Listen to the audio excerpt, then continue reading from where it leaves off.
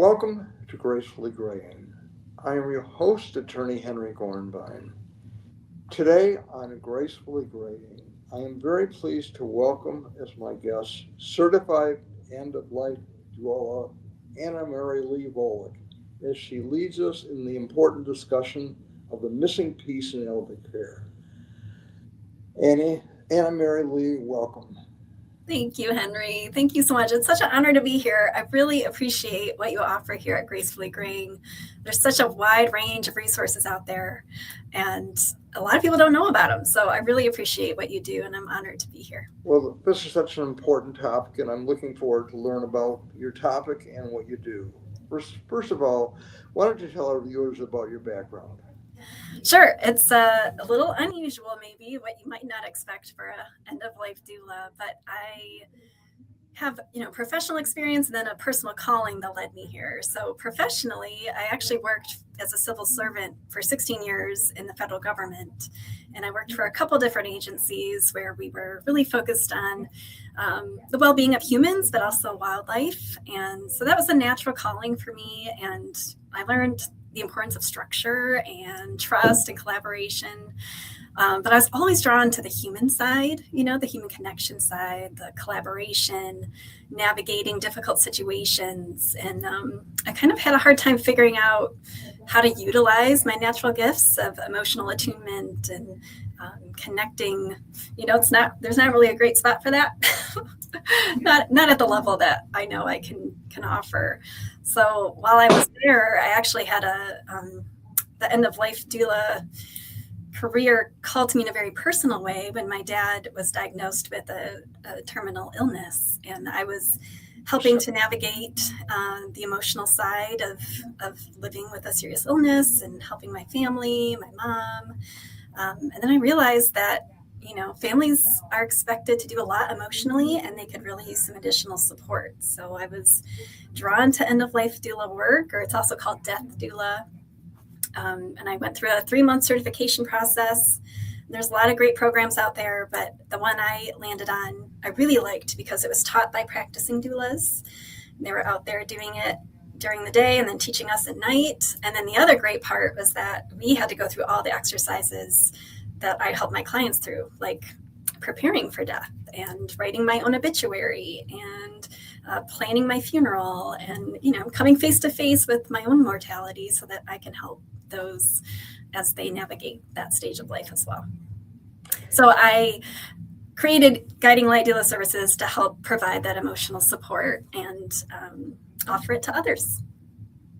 Well, AnnaMaryLee, exactly what is an end-of-life doula?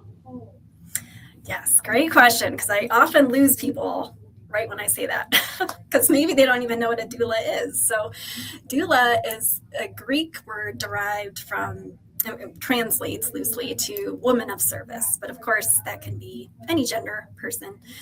And then maybe people have been familiar with birth doulas. And so really it's somebody who helps you, guiding through an important milestone. So birth, just like in stages of birth, the doula can help prepare the family. This is what to expect.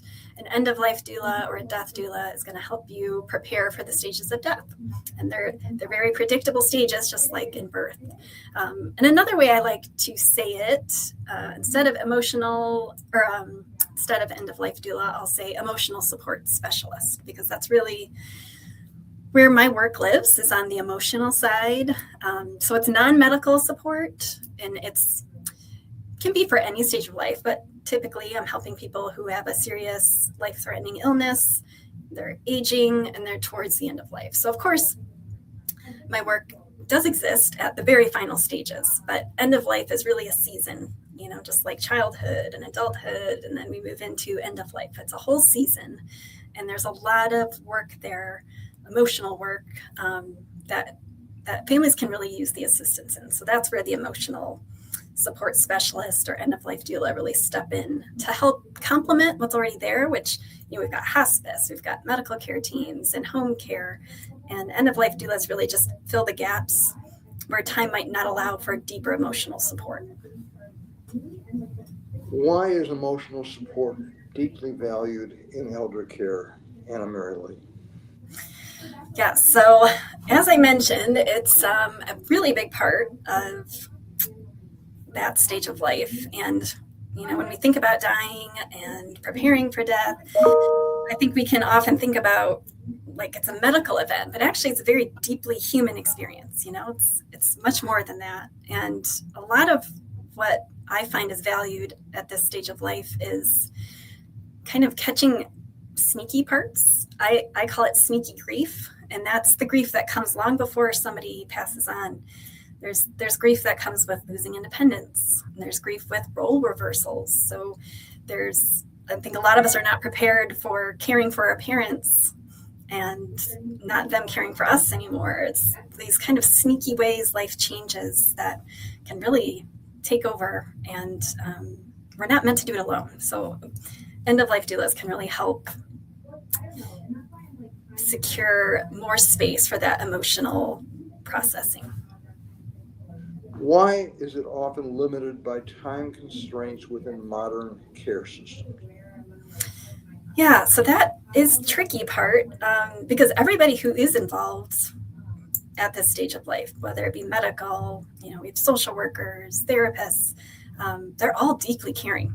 Their work includes emotional work, but it's limited by time. And often the systems they work around are very structured, and they're focused on efficiency and clinical priorities. So it just kind of leaves limited space for the deeper, unhurried conversations around how somebody's feeling, what their wishes are at the end of life.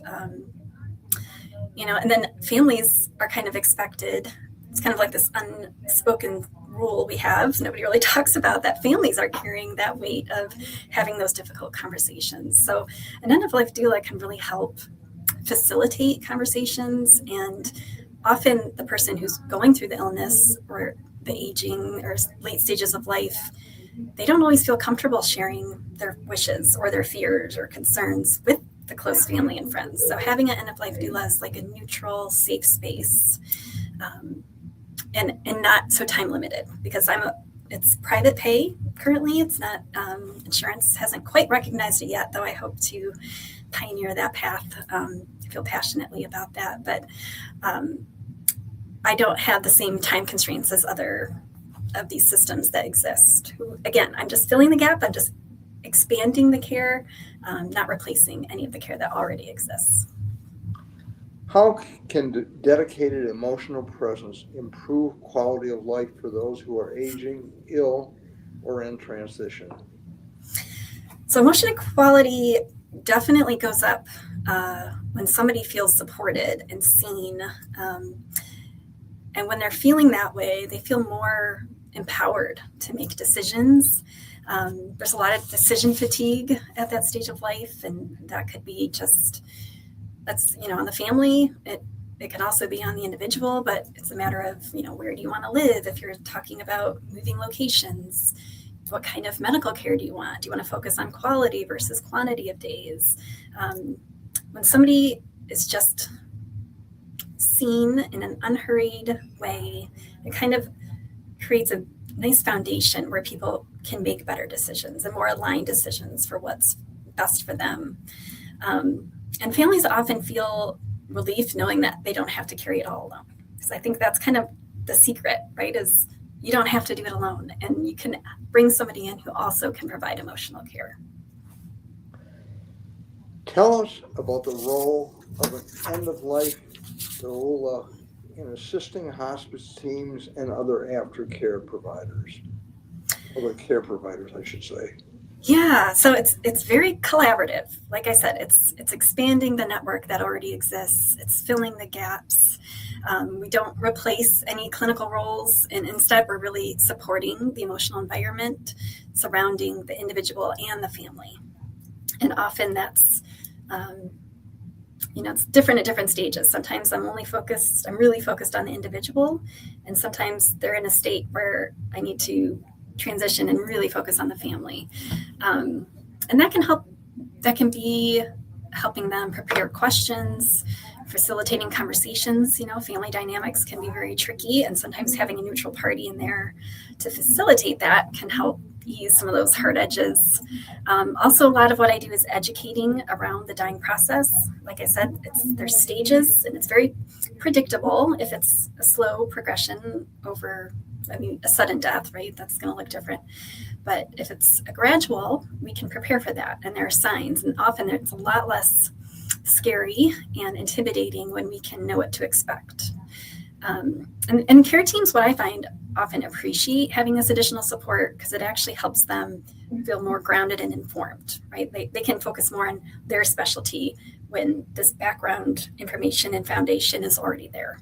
Tell me about the difference between clinical mental health and relational emotional support. Yeah. So that's usually a very relevant question as I'm describing this, because then they're trying to put me in a bucket that maybe feels like it already exists, but it's a little different. So with clinical mental health, those professionals, they diagnose and they treat mental health conditions, and that's within a structured framework.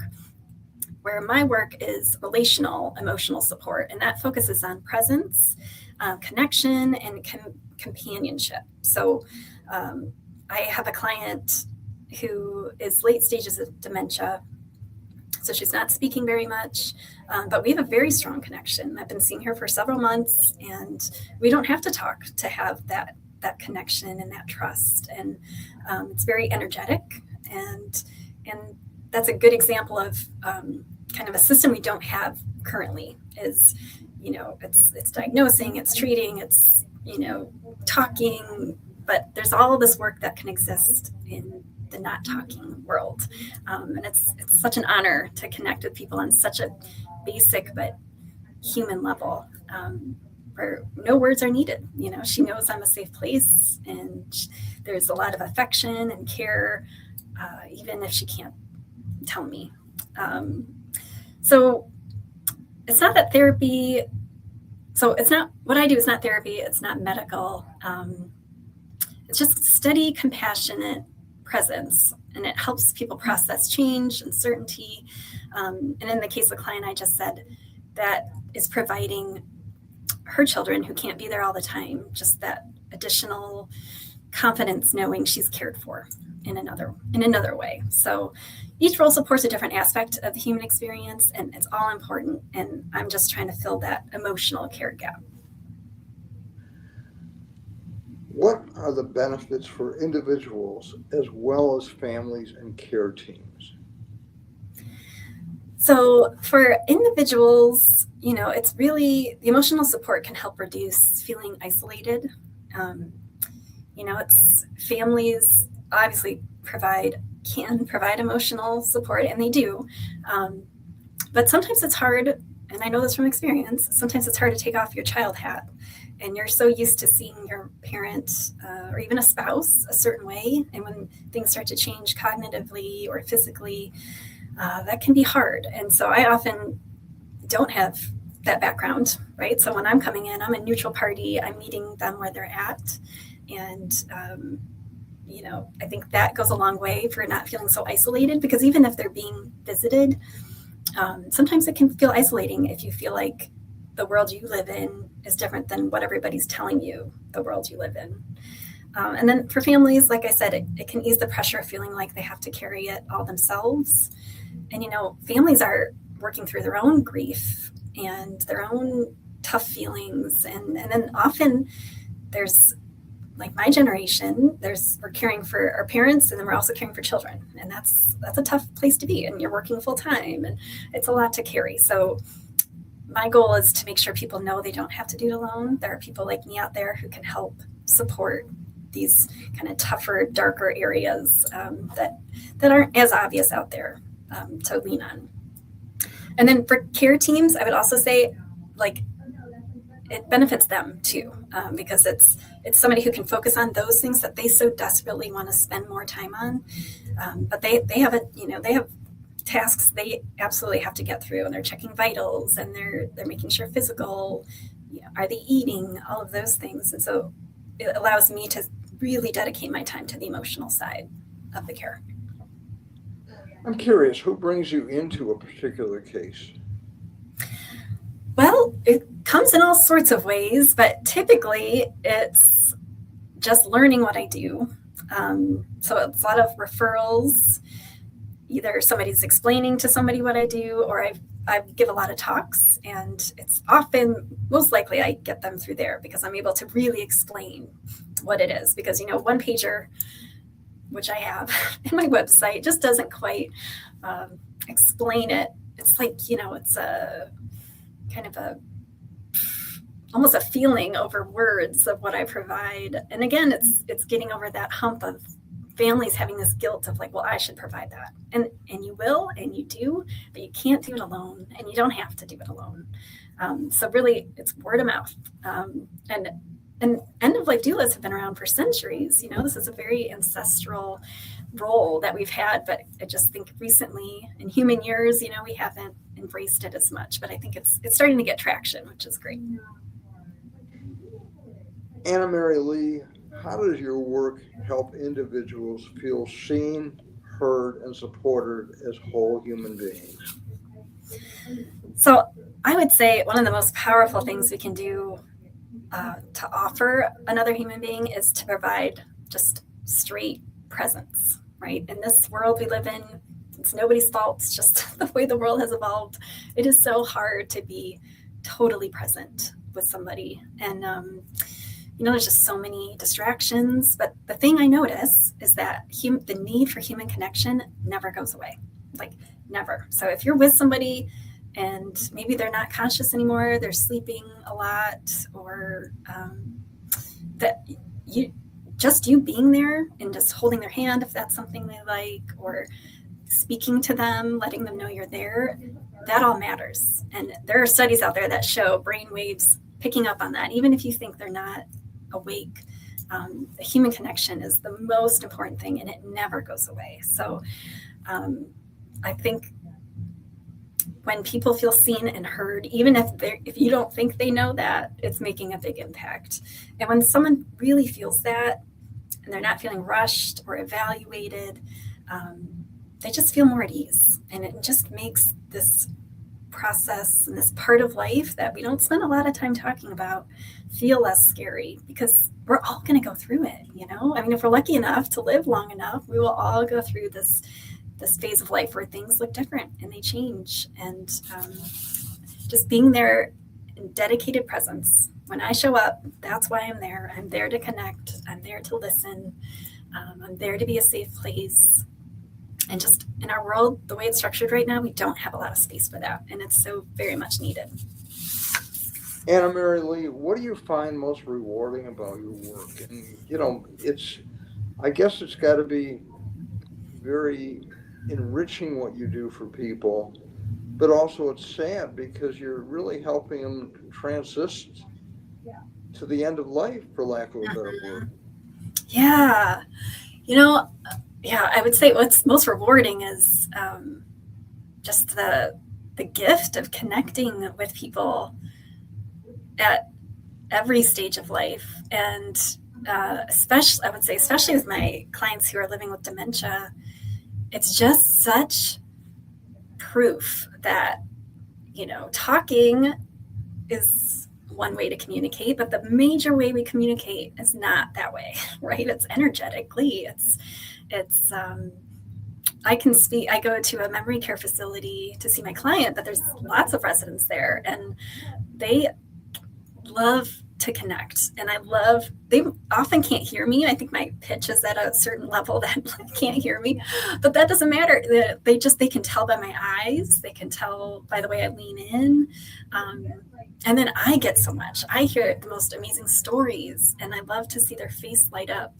And it's just, I have one resident that I see often who's 102 and just full of life, and of course his body's not cooperating the way he wants. And, but it's just such a reminder that this is why we're here, right? We're here to connect. We're here to relate. And I just feel so honored to be drawn to this and to have the skills. And I think my brain is wired for this kind of work. And I feel so grateful that it found me. Now, when you start a case, do you meet with family members? I mean, how does it work? I mean, how are you brought in? Why don't you explain that to us a little bit? Yeah. And the other rewarding part of this work is that every situation is different. Like all the clients I've had, not one has kind of unfolded the same way. But typically, although not always, I'll give you a typical example and then maybe a non-typical. Typical example would be I'm contacted by the adult children who need some additional support. Maybe it's just emotional support. Maybe like they're not even near end of life. They're just needing some additional companionship. And so I always offer a free consultation. We want to make sure we're a good fit because this is very relational work.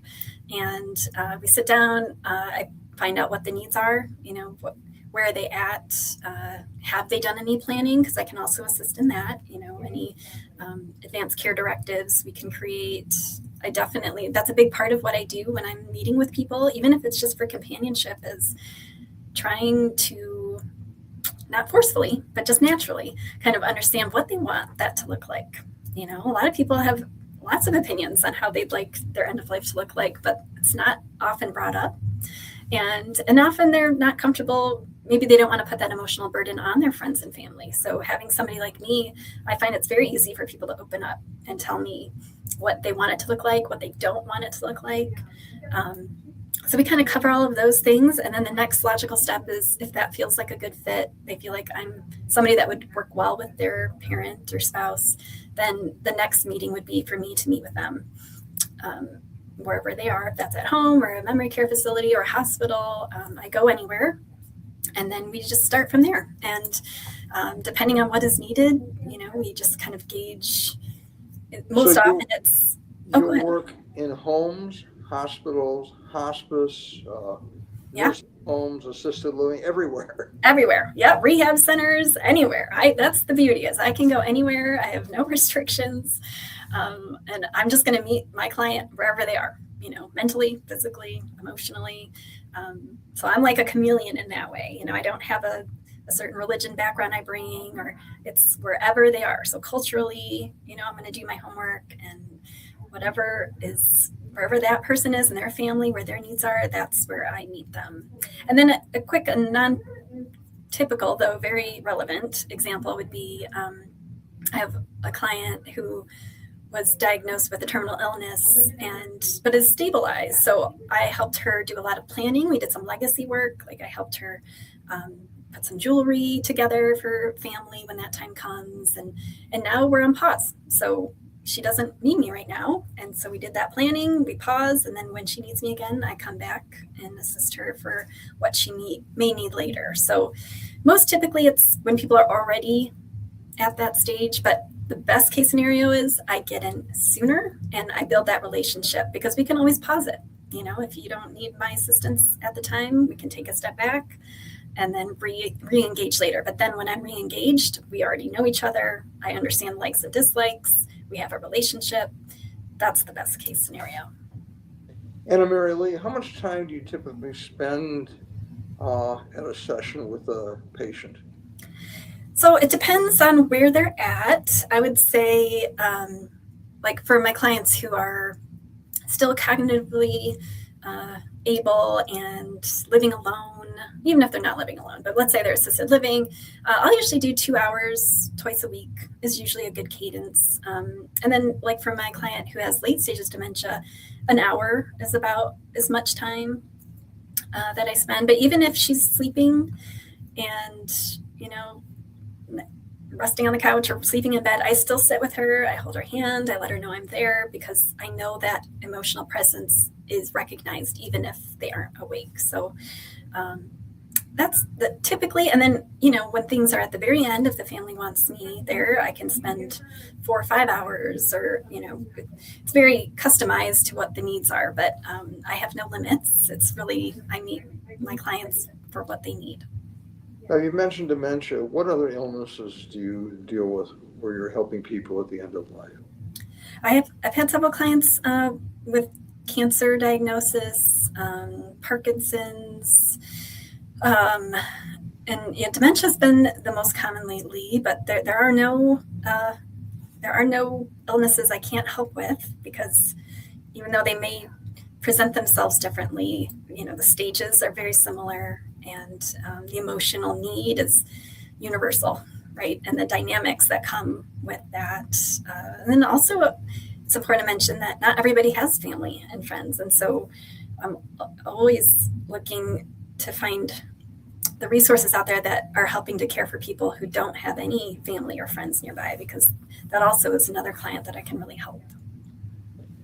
Any frustrations with this very challenging role that you have? I guess my only frustration would be I wish I could clone myself. And of course I wish I could just take all these hard feelings away from the families and individuals I'm working with. But that's part of being a human, and I guess that's what I'm wired for. Is I feel families and individuals, they're experiencing the challenges and the hard feelings, and then I'm holding the space for them. So I hold the safe space. They can unload what they need to, and I don't absorb it. I let it go, and we just let that information go, so that it's out of them, and I'm not absorbing it. And